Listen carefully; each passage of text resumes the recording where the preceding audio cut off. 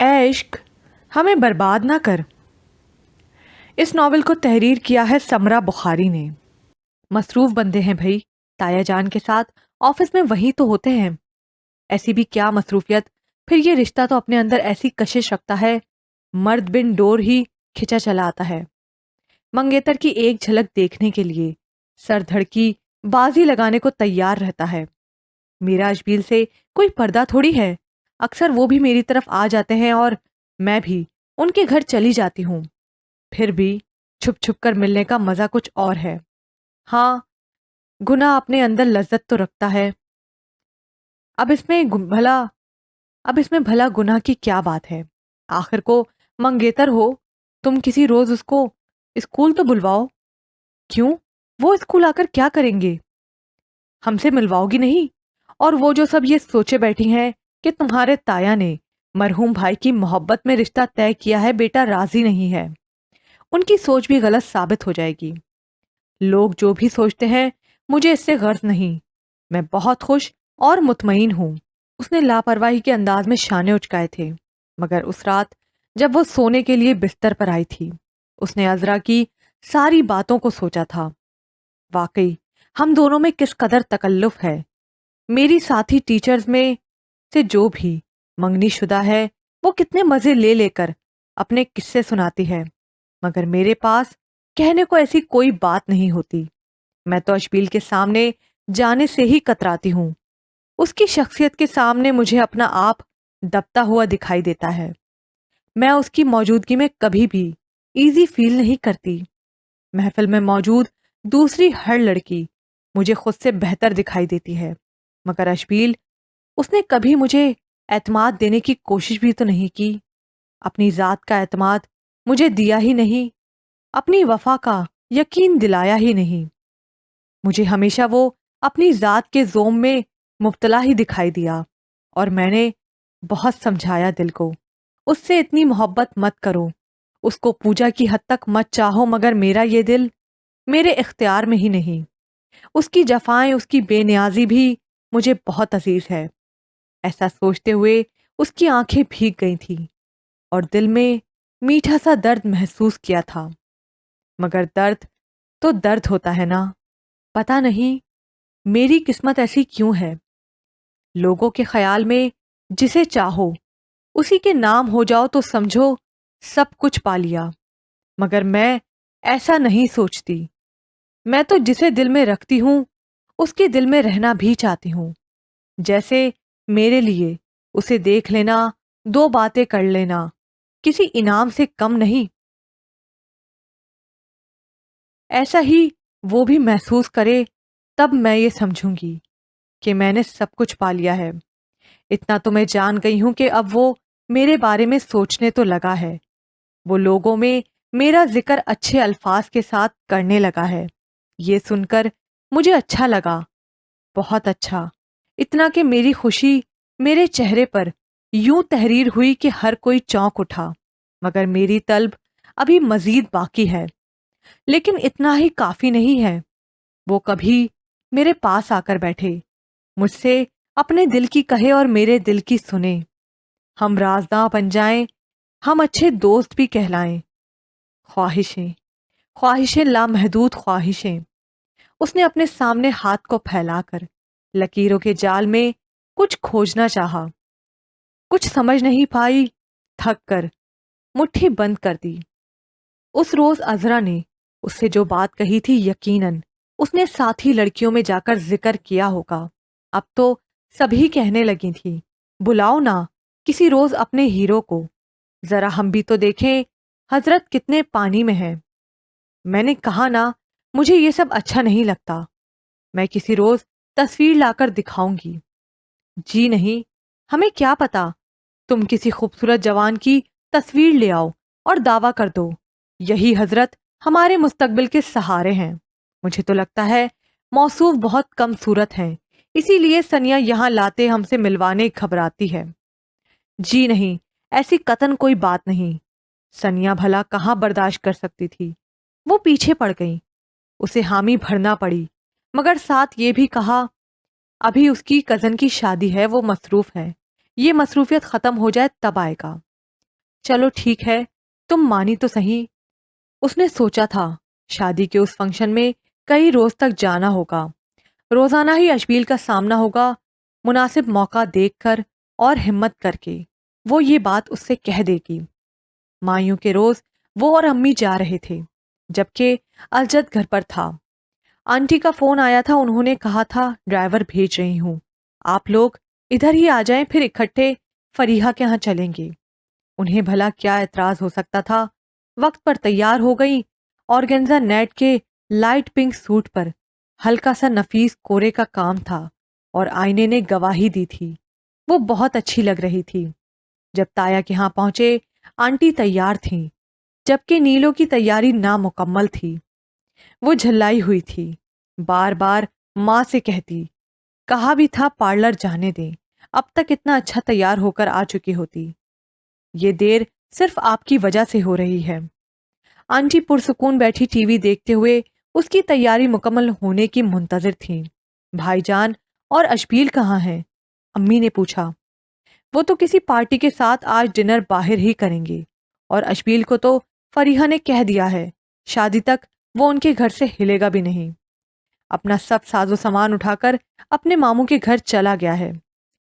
लोग किस धड़ल्ले से बात करते हैं और मनवा भी लेते हैं गहरी सांस खींचकर, उसने सोचा था। खुदा खुदा करके नीलो की तैयारी मुकम्मल हुई। वैसे वो मुतमईन अब भी नहीं थी। उनके मामू के यहाँ अच्छी खासी गहमा गहमी थी। फरीहा की ददियाल और सहेलियां भी आ चुकी थी, ढोलकी रखी जा चुकी थी। लड़कियां बड़े जोर शोर से गीत गाने और अदाएं दिखाने में मसरूफ थीं। मूवी कैमरा जिसकी जानिब हो जाता वो खामखा मुस्कुराने और कुछ शर्माने लगती। सनिया को ना तो अच्छा गाना आता था और ना वो ढोलक बजा सकती थी। फिर उन गाने वाली लड़कियों में से कोई उसकी वाकफियत भी नहीं थी। वो नीचे कारपेट पर बैठने के बजाय कुर्सी पर जा बैठी। अम्मी कहाँ है? अशबील ने आकर उससे पूछा। वो बस देखे गई। ब्लैक पैंट शर्ट में वो कितना जच रहा था। क्या है, नजर लगाओगी? उसने कुछ डपट कर कहा। सनिया फौरन नफी में सर हिलाकर निगाह झुका गई। ओह यार, अशबील को उसका डर जाना कुछ अच्छा नहीं लगा। कुछ रुकते कहते कहते वो रुक गया। सनिया को देखा, चुप रहा और चला गया। वो फिर उसकी पुश्त को घूरने लगी। अभी 5 मिनट ही गुजरे होंगे। वो बड़े अहमनाक से गीत सुन रही थी। वो फिर चला आया। मैं तुमसे ये पूछने आया था, तुमने मेरी अम्मी को कहीं देखा है? हाँ, वो हमारे साथ ही तो आई थी। उसने इधर उधर देखकर उन्हें तलाश करने की कोशिश की। बेटी सनिया, तुम इधर कहाँ बैठी हो? जाओ लड़कियों में बैठो। यही तो उम्र है, एंजॉय करो। अशबील की छोटी खाला चली आई। तौबा करें खाला, ये और गीत गाएं, ढोलक बजाए। अशबील ने सर नफी में हिलाते हुए कहा। क्यों भाई, आखिर इसकी उम्र की सारी ही लड़कियां खुशबाश हंसती मुस्कुराती एक दूसरे से मजाक करती कितनी अच्छी लग रही हैं। वो सब तो ठीक है, मगर इनकी रूह 100 साल पुरानी है। बस चले तो सबको 2-2 हाथ जोड़कर लाइन में बिठाकर रोनी सूरत बनाने का हुक्म सादर फरमा दें। अशबील तुम भी बस ना, अरे किसी को तो बख्श दिया करो। खाला हंसती हुई आगे बढ़ गई। वो शर्मिंदा सी खड़ी रह गई। सख्त गुस्सा आता है तुम पर, तुम्हारी वजह से कितनी बातें सुनना पड़ती हैं मुझे। मलका आलम अगर अवाम में आ ही गई हैं तो घुल मिलकर इस खुशी को दुबाला ही कर दें। अच्छे खासे मौसम में भी सनिया को पसीना आ गया। वो तो कहकर चला गया, उसका जी चाहा वो अभी वापस चली जाए। ये लोग आखिर दूसरों को उनकी मर्जी के मुताबिक क्यों नहीं जीने देते। अशबील जानता है उसकी कजन से मेरी दोस्ती नहीं है, और मैं इतनी शौक लड़कियों में बैठकर उन्हीं की तरह हंसी मजाक नहीं कर सकती। मगर वो भी क्या करे, उसे तो यही सब अच्छा लगता है। यकीनन वो मुझसे रिश्ता तय होने पर खुश नहीं है। ये हंगामा, ये रौनक, ये रोशनियां, हर शय से यासियत टपकने लगी और उसके दिल पर छाने लगी। उसने देखा वो सामने ही एक मॉडर्न सी लड़की के साथ खड़ा था। उसने सनिया की जानिब इशारा करके लड़की से कुछ कहा था। फिर दोनों मुस्कुराए थे। मजाक उड़ा रहा होगा मेरा, وہ اٹھ کھڑی ہوئی۔ امی، امی مجھے گھر جانا ہے۔ ماں کو تلاش کرنے میں اسے مشکل نہیں ہوئی۔ کیوں بھائی، ابھی تو آئے ہیں؟ آنٹی بھی قریب ہی موجود تھیں۔ میری طبیعت ٹھیک نہیں۔ اس کا اترا چہرہ واقعی بات کو سچ ثابت کر رہا تھا۔ کیا ہوا؟ ابھی تو ٹھیک تھی۔ امی پریشان ہو گئی۔ میرا خیال ہے نظر لگ گئی۔ لگ بھی تو کتنی پیاری رہی ہے۔ آنٹی نے پورے وثوق سے اپنا خیال ظاہر کیا۔ اندر چل کر لیٹ جاؤ، ابھی ٹھیک ہو جاؤ گی۔ امی کے کہنے پر اس نے نفی میں سر ہلایا اور بولی، پلیز آنٹی، اپنے ڈرائیور سے کہیں مجھے گھر چھوڑ آئے۔ سنیا، یہ کیا پاگل پن ہے؟ امی نے سمجھانا چاہا، مگر جس شدت سے وہ آج ضد کر رہی تھی، ایسا پہلے کبھی نہیں ہوا تھا۔ آخر وہ ان کے ڈرائیور کے ساتھ گھر آ گئی، میری سوچ کے ساتھ شریک، میری ہر کیفیت کو سمجھنے والا، میرے دل کے ساتھ جس کا دل دھڑکے۔ وہ میرے ساتھ بیٹھ کر چاندنی رات کی خوبصورتی پر باتیں کرے، شعر کہے اور مجھ سے بھی سنے۔ ہم کائنات کے ہر رنگ پر باتیں کریں اور اس بات پر حیران ہوں، ہماری پسند ناپسند کتنی ملتی جھلتی ہے۔ اور میں اب تک کی بیتی اپنی زندگی کا ہر دکھ اور سکھ اس سے کہہ ڈالوں۔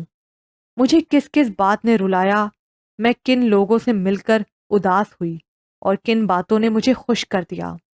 وہ قدم قدم پر مجھے اپنی محبت کا یقین دلائے اور مجھے احترام دے۔ لوگ کہتے ہیں سنیا تم خوش قسمت ہو، تمہیں اشبیل جیسا ساتھی ملا ہے، مگر مجھے ساتھ کہاں ملا ہے۔ میرا دل آج بھی اکیلا ہے۔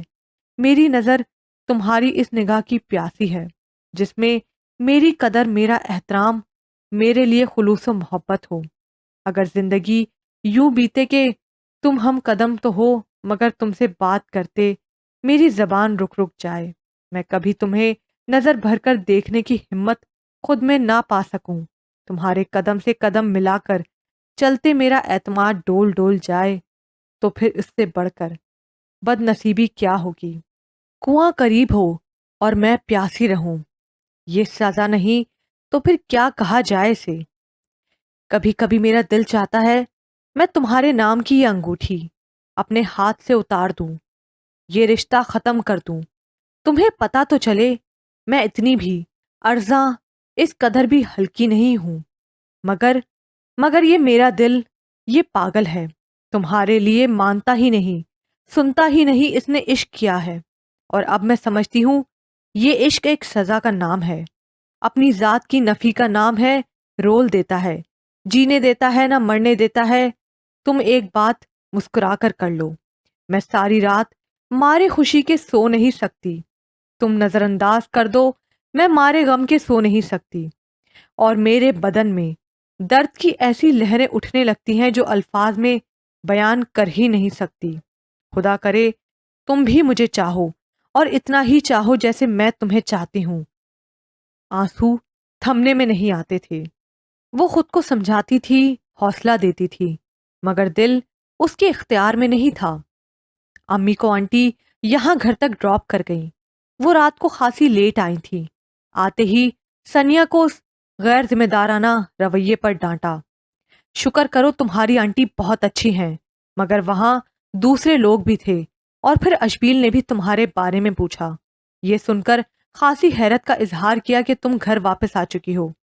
ابھی میں اس کے گھر میں نہیں ہوں، اپنے گھر میں ہوں، اپنی مرضی سے کہیں سے کسی بھی وقت اٹھ کر آ سکتی ہوں۔ ہیں؟ یہ کیا ہوا ہے تمہیں؟ کیسی باتیں کر رہی ہو؟ میں ٹھیک کہہ رہی ہوں امی، اسے خوامخواہ رعب جمانے کا شوق ہے، وہ بھی صرف مجھ پر۔ فضول باتیں مت کرو، بہت اچھا، بڑا سمجھدار لڑکا ہے، اور سب سے بڑھ کر وہ تمہارے اتنی محبت کرنے والے تایا جان کا بیٹا ہے۔ ہاں تو اسی لیے برداشت کر رہی ہوں اسے۔ وہ پھر چیخ کر بولی تھی۔ اتنے دھیمے مزاج والی لڑکی کا یوں چلانا! امی تو حیران پریشان اس کی صورت دیکھنے لگیں۔ کیا تم روتی رہی ہو سنیا؟ وہ اس کے قریب آئیں اور بڑی ملامت سے شانے پر ہاتھ رکھ کر پوچھنے لگی۔ ہاں، میں روتی رہی ہوں، مجھے رونا ہی چاہیے کہ مستقبل میں میری آنکھوں میں آنسوؤں کو مستقل جو رہنا ہے۔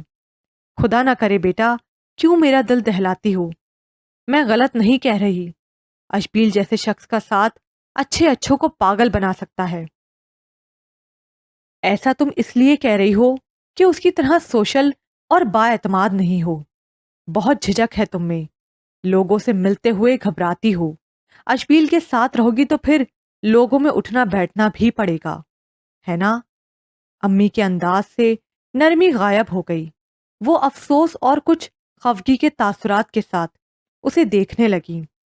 ایسا نہیں تھا، امی نے غلط اندازہ لگایا تھا، مگر وہ اس وقت بحث کے موڈ میں نہیں تھی۔ خاموش رہی۔ امی جو کچھ سمجھاتی رہی خاموشی سے سنتی رہی، پھر ان کے کہنے پر سونے کے لیے لیٹ گئی۔ اگلے روز امی کے اصرار پر اسے تیار ہونا پڑا۔ آج آنٹی نے کہا تھا ہم جاتے ہوئے آپ کو گھر سے لے لیں گے۔ آدھا گھنٹہ وہ دونوں تیار ہو کر انتظار میں بیٹھی رہیں۔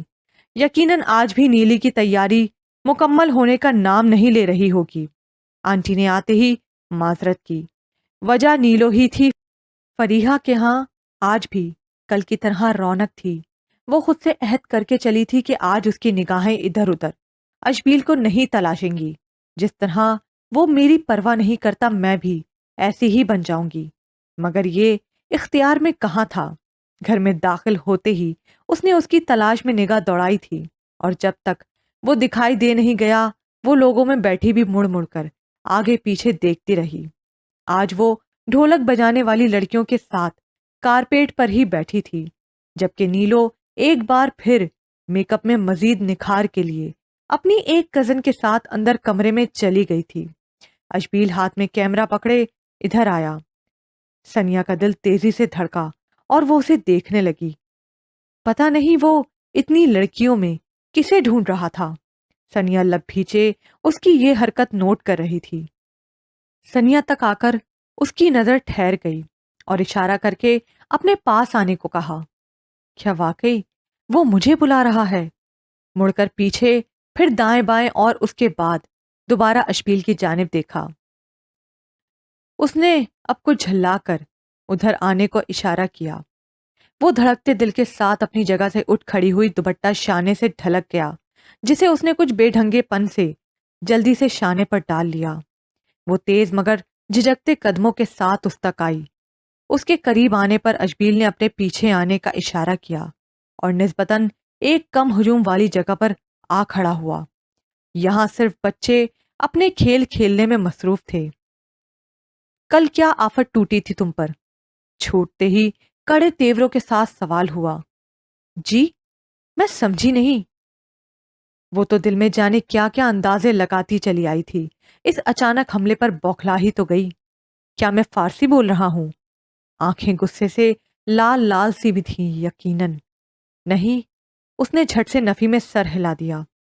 کبھی نیلو کو دیکھا ہے ڈرائیور کے ساتھ کہیں اکیلے آتے جاتے؟ وہ جہاں بھی جاتی ہے امی کو ساتھ لے کر جاتی ہے۔ اوہ، اب وجہ سمجھ میں آئی۔ میری طبیعت خراب ہو گئی تھی۔ وہ شرمندہ بھی تو بہت ہوئی تھی۔ اس کے انداز پر اور سر جھکائے صفائی پیش کرنے کی کوشش کی تھی۔ ہاں میں خوب جانتا ہوں تمہاری طبیعت کی خرابی کو۔ جہاں چار لوگ دیکھے وہاں طبیعت خراب ہو گئی۔ آخر کس سیارے پر پلی بڑی ہو؟ انسانوں میں دم گھٹتا ہے تمہارا؟ سنیا عقل استعمال کرو، جینے کے رنگ ڈھنگ سیکھو۔ وہ دھیمی آواز میں اس پر برس رہا تھا، اور وہ جو ہمیشہ اس کی نگاہ میں اپنے لیے پسندیدگی دیکھنا چاہتی تھی، اس کی زبان سے اچھے کلمات اپنے لیے چاہتی تھی، رو ہی پڑی۔ اس میں رونے کی کیا بات ہے؟ وہ کچھ نرم پڑ گیا۔ میں کوشش تو کرتی ہوں مگر نہیں بن سکتی ان کی طرح۔ تمہیں کس نے کہا ہے کہ ان کی طرح بن جاؤ؟ آپ نے۔ وہ انگلی کی پوروں میں اپنے آنسو سمیٹتے ہوئے بولی۔ کب کہا ہے میں نے؟ مگر آپ کا مطلب تو یہی تھا۔ رونے کی وجہ سے آواز بھاری ہو رہی تھی۔ میرا مطلب ہرگز یہ نہیں تھا۔ جاؤ اب بیٹھو جا کر۔ ایک تو فوراً نیر بہنے لگتے ہیں۔ دور ہی سے سب کو پتہ چل رہا ہوگا شہزادی صاحبہ رونے کا شگل فرما رہی ہیں۔ وہ خود ہی چلا گیا۔ لوگوں کے لیے کتنا میٹھا ہے، اور مجھ سے بات کرتے زبان سے شعلے لپکتے ہیں۔ بس میں نے سوچ لیا ہے، کل بالکل نہیں آؤں گی۔ لیکن سوچ اور عمل میں فرق تھا۔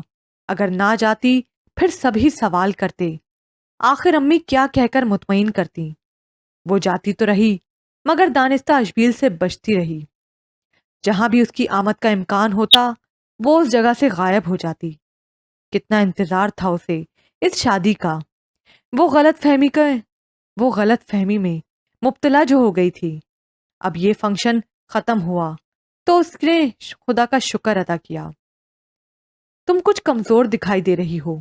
ایک روز جب وہ 3-4 ٹیچرز اکٹھی بیٹھی تھیں، بینا نے کہا اور سبھی تائید کرنے لگیں۔ پتہ نہیں، میں نے غور نہیں کیا، اداس بھی دکھائی دیتی ہو، کہیں منگیتر سے لڑائی تو نہیں ہو گئی؟ مجھے ایک بات تو بتاؤ، ہم عورتیں خود ہی اپنی بات کی نفی کیوں کرتے ہیں؟ ادھر کسی لڑکی کی منگنی ہوتی ہے، ادھر وہ اترانے لگتی ہے، بہانے بہانے سے اپنے منگیتر کا ذکر کرتی ہے، اپنے آپ کو کچھ خاص ہی چیز سمجھنے لگتی ہے۔ ہاں واقعی ایسا تو ہے، بینا نے کچھ شرمندہ ہو کر اعتراف کیا۔ باقی خاموش رہیں، اسے کلاس لینا تھی، وہ اٹھ کھڑی ہوئی۔ میں ایسی نہیں تھی، مگر مجھے تو عشق نے تباہ کیا۔ یہ سوچ کر اس نے خود پر ہی لعنت بھیجی۔ گھر آئی، تایا جان اور آنٹی بیٹھے تھے، حسب معمول بہت محبت سے ملے۔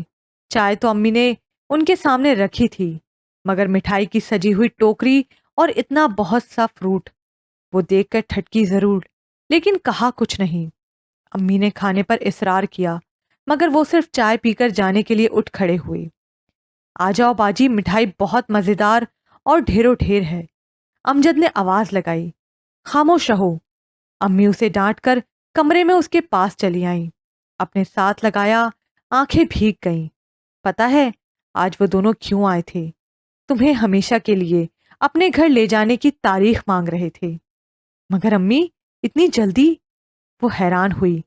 جلدی تو نہیں ہے بیٹا، کتنے سال تو ہو گئے نسبت کو، اشبیل بھی اپنے پیروں پر کھڑا ہے، تمہارا میرا ساتھ بس اتنا ہی تھا۔ اللہ تمہیں خوش رکھے، اپنے گھر جا کر اتنی مگن اور مطمئن رہو، کبھی میکے کی یاد نہ آئے۔ امی ابھی سے جدائی کے احساس سے اداس تھیں، وہ بھی عجیب سی کیفیت کا شکار آنسو ضبط کرنے کی کوشش میں سر جھکائے بیٹھی تھی۔ اسے یوں بیٹھا دیکھ کر امی نے اپنے آنسو پوچھ ڈالے اور بولی، میں نے تمہیں بھی اداس کر دیا۔ یہ تو خوشی کی بات ہے، تمہیں بہت اچھا گھر ملا ہے، تم وہاں خوش رہو گی انشاءاللہ۔ اب اٹھو، کپڑے تبدیل کرو، منہ ہاتھ دھو کر کھانا کھانے کے لیے کچن میں آ جاؤ۔ باجی جلدی آؤ، میں 3 گلاب جامن اور 1 برفی کا پیس کھا چکا ہوں، ابھی بھی مٹھائی جوں کی توں ہے، میرا ہاتھ بٹاؤ۔ وہ آنسو پونچھ کر مسکراتی ہوئی باہر آ گئی۔ یہ یہیں رہنی ہے، اتنا مت کھاؤ۔ امی نے اسجد کو ڈانٹا، پھر سنیا سے بولی، پلیٹیں لے کر آؤ، میں پڑوسیوں کے ہاں بھجوا دوں۔ امی ابھی نہیں، جب ہم دونوں کا کھا کھا کر دل بھر جائے پھر بھجوا دیے گا۔ یہ مشورہ بھی اسجد کا تھا، دونوں نے اتفاق نہیں کیا۔ کھانا کھاتے ہوئے اس نے سوچا تھا تایا جان اور آنٹی نے اشبیل کی مرضی معلوم کرنے کے بعد ہی تاریخ لینے کا پروگرام بنایا ہوگا، شاید آج اس کا بھی فون آ جائے۔ اس خیال کے بعد پھر اس کا دھیان فون کی جانب ہی رہا اور وہ انتظار میں مبتلا ہو گئی۔